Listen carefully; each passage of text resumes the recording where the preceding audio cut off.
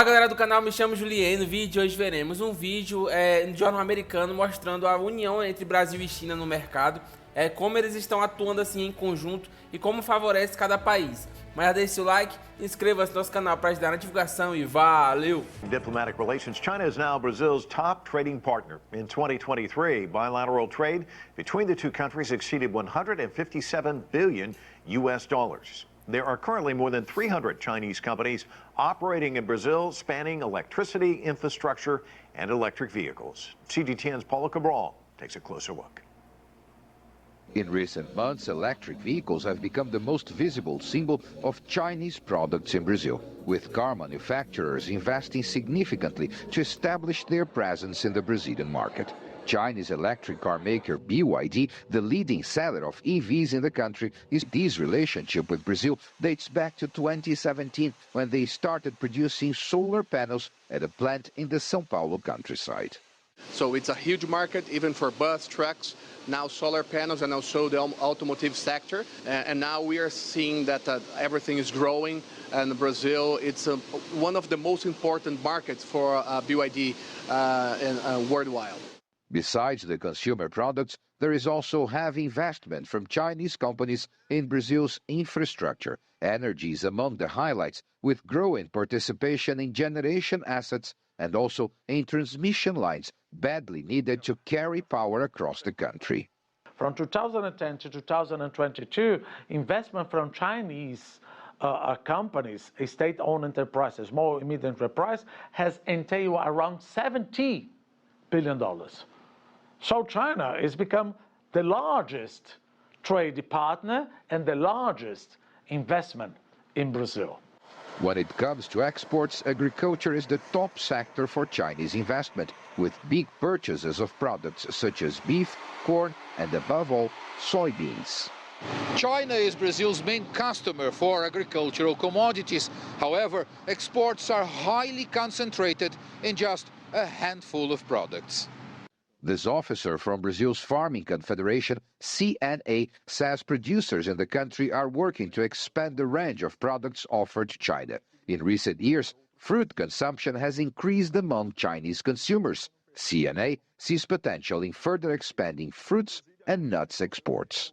We want to do business with China. We want to maintain this partnership at this moment when diplomatic relations are completing 50 years. We want to keep this for the long term. We want this partnership to be increasingly enduring because it is a market full of opportunities for Brazilian products. The governments of Brazil and China have already made it clear that both sides are interested in deepening commercial ties and businesses to further strengthen bilateral trade and investments in the future. Paulo Cabral, CGTN, Lusiânia, Brazil. For more on Brazil-China relations, let's bring in our panel. Joining us from Beijing is Zhang Xishuang. He is a professor and director of the Center for Latin American Studies at Shanghai University. From Rio de Janeiro, Evandro Carvalho is a professor of international law and head of the Center for Brazil-China Studies at GVF. And also with us from Sao Paulo, Gustavo Ribeiro is the founder and editor-in-chief of the Brazilian Report. Also joining us, Victor Gao. He's the chair professor at Soochow University in Beijing. And Victor, why don't I start with you? 50 years, that's a lengthy period of time. We see the establishment of a embassy in Brasilia, another in Beijing. It was August 15th, 1974. The beginning of a long relationship. We just heard in Paulo's story has just kind of developed and developed. Give us your sense of where we are and kind of trace us through these 50 years, if you don't mind. Thank you very much for having me. First of all, please allow me to congratulate China and Brazil for the 50-year anniversary on the normalization of relations between these two very important countries. Secondly, we are all very proud of such huge achievements between these two countries. And allow me to emphasize that in China, I would be surprised if anyone in China is not a fan of Brazil, because we watch the football games and the Brazilian team always dazzle the whole world, including the Chinese audience. Thirdly, the Chinese economy and the Brazilian economy, as they turned out, are highly complementary to each other. And the market is huge in China for many products from Brazil. this is very logical because Chinese population is 1.4 billion. And, for example, the size of the Chinese economy is as big as 5 India. So you can imagine the great potential in the demand in China for the Brazilian products. Fourthly, the Chinese economy and the Brazilian economy can really help each other. For example, China has turned out to be a leader in many high-tech products, including, as you mentioned just now, in the EV. And China is really the main builder of infrastructure of all kinds. And China is very happy and very willing to cooperate with Brazil for many connectivity projects, which can help increase the productivity in Brazil for many years and decades to come.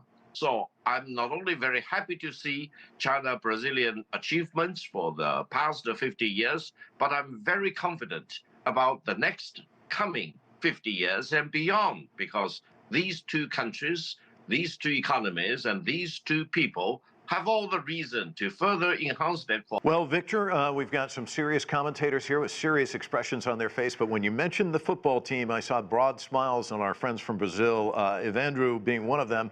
Talk to me about this relationship. I've got a couple of questions for you, but first let's start with Paulo's report, because I thought it was interesting talking about BYD, how this relationship with BYD is kind of developed over time. And that's what we've seen with this relationship between China and Brazil. It just continues to grow in a lot of different ways, doesn't it? Thank you very much for having me here, and together with several friends here. Of course, the bilateral relations between Brazil and China is very promising, and the EV car is one of them. And BYD now became a new company here, and the Brazilians are, starting to discover this possibility to have their electric cars here in Brazil.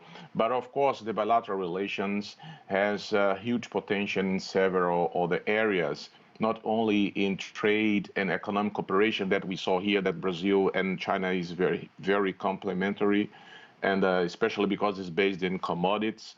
Brazil is the largest soybean producers, and China is the biggest buyer, for example. And also we can mention, for example, in terms of infrastructure development and investment, as we saw in the video, China has been a significant investor in Brazil in energy, transportation, telecommunications. But mainly I'd like to highlight here the environmental and the climate change cooperation. Brazil has a vast natural resources, are global importance, and this dialogue and cooperation between Brazil and China can be very fruitful for the future. Então, pelo que eles demonstraram aí, é uma relação de interesse mútuo. É importante para a China vender para o Brasil, também é importante o Brasil vender para a China, e um vai depender assim, muito do outro, até porque ambos meio que se complementam.